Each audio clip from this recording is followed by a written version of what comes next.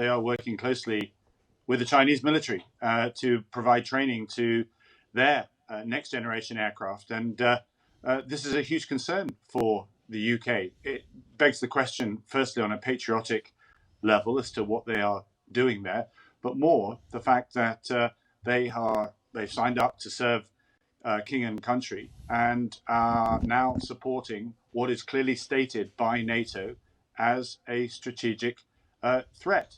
So there are some big questions for government as to why we're not doing more to prevent this from happening. The Americans have a similar concern where this has happened. Individuals have been stripped of their citizenship. And I think that's something that we need to follow suit, make it very, very clear that you have a duty of responsibility and patriotism to the United Kingdom, even when you've left the armed forces. I should say that it isn't just pilots that we're talking about. I now understand this actually extends to the Royal Navy and to the Army as well.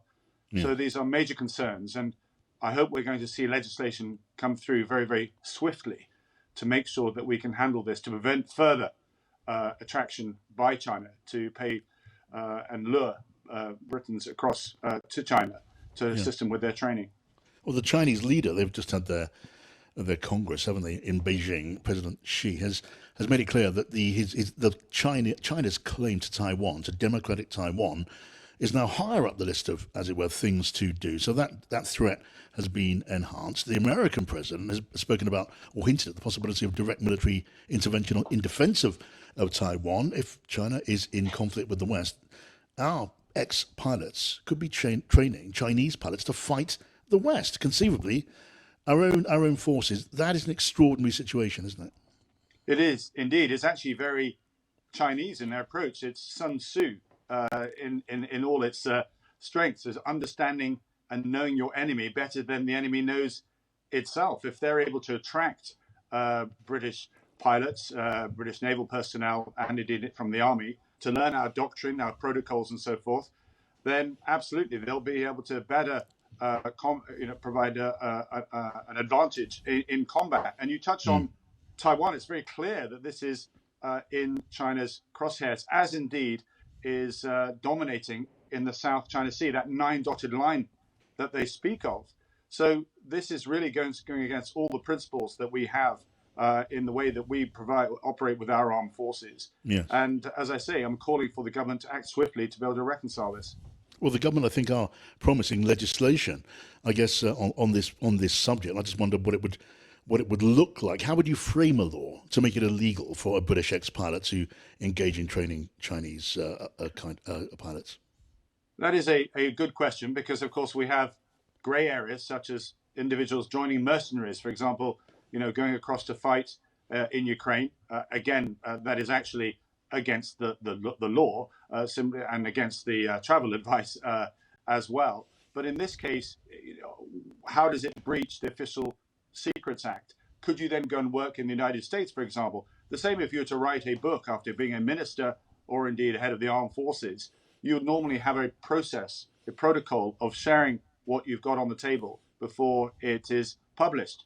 There should be a process that if you want to go and work for another country in any capacity, there's a method in which you can then check and confirm that it is legitimate. You have the backing, the blessing, if you like, of your former employer.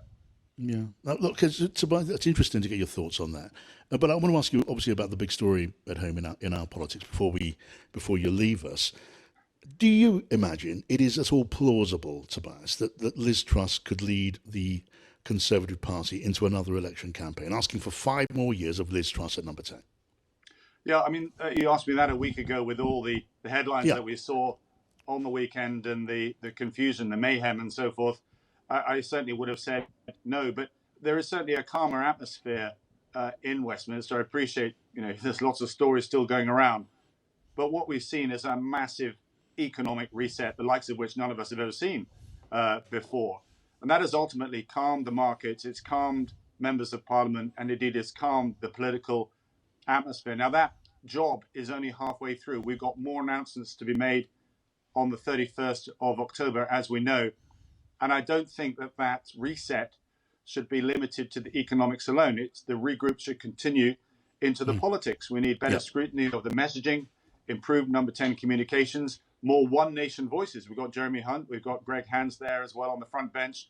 If we are to focus on getting back to our winning ways on fiscal discipline, we certainly all need to work together. That core message needs to go back to the 2019 manifesto, which was so rudely interrupted by COVID and indeed the Ukraine war. You pose that question, whether it is Liz Truss that leads us.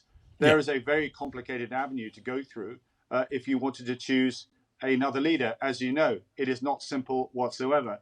And those who are suddenly jumping up to say, change the leader, need to think carefully about the mechanics of how that can be conducted. Now, all that, I suppose you can argue is self-evident, but it comes down to one question as to what's in your mind, Tobias. With all of that, do you believe she'll lead you into another general election? That's really a yes or no as of right now. It is a yes or no, but there's also, I'm not going to answer that now. And the reason why is because that's not the question for now. It is a question to be asked, but not right now. The fact that you even want to entertain this, and I appreciate as a wily, communicator and interviewer yourself, you want to tease these questions out. The markets want economic stability. They also want political stability as well. If we start talking and mooting about leadership change, that will lead to the diminution in the pound, the reduction in the value of the pound. It will lead to interest rates going up, mortgages being hit, and so all the problems that we've experienced over the last few weeks. There is little point in undoing all that, given the good work that Jeremy Hunt has started. I'm, at the moment, committed on getting my 3% GDP for defense spending for the very issues that we were just talking about. That's my focus right now.